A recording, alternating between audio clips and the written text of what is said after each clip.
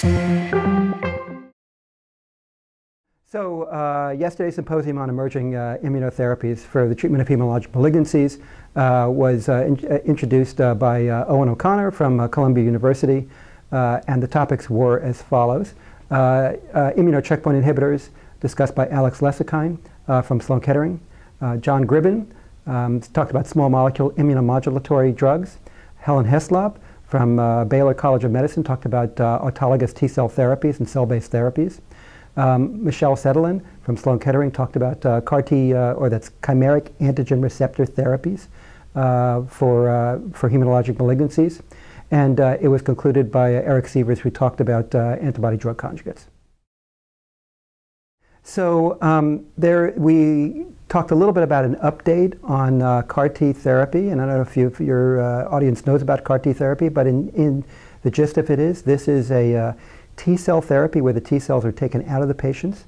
The T-cells are engineered such that a protein is put in that the T-cells will recognize the tumor cells, in this case CD19, which is sitting on the surface of these B-cell malignancies. The T-cells go to the B-cell malignancies, they become activated, and the T-cells are killer cells, and they'll kill the tumors. So there was a lot of discussion from Michelle Sedelin about CAR-T therapy, talking about how effective the therapy is, and particularly in acute lymphoblastic leukemia.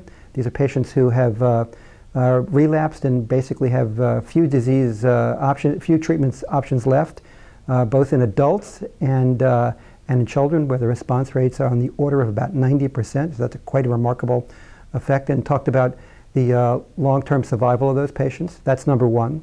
Number two is, and this is really the new piece this year, because the CAR-T therapy has been evolving over the last about 2 to 3 years, the new clinical data with so-called immunocheckpoint inhibitors. So there are 2 immunocheckpoint inhibitors that are approved. One is against so-called CTLA-4, and another one is called PD-1.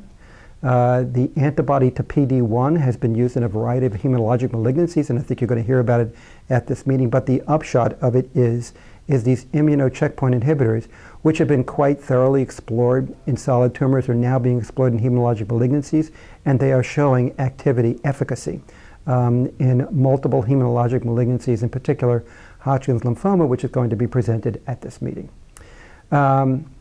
The antibody drug conjugates are also interesting. This is, so the way this therapy works is you take a monoclonal antibody and you link a toxin to it.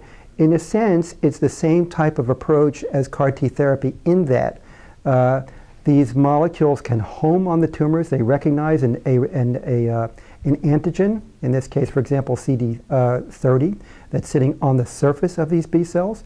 And because a toxin is attached to it, the antibody conjugate will bind to the cells, get internalized, release the toxic molecule, kill the tumor cell.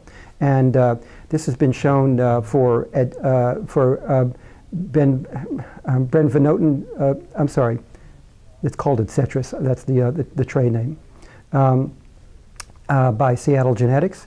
And what this compound does is it's on the market to treat cells which express CD30. It can recognize and kill those cells highly effectively. That's for the treatment of Hodgkin's lymphoma. There are other antibody conjugates, a whole variety that are being made, including ones to AML and a whole variety of hematologic malignancies that is being advanced by multiple companies as antibody drug conjugate therapies.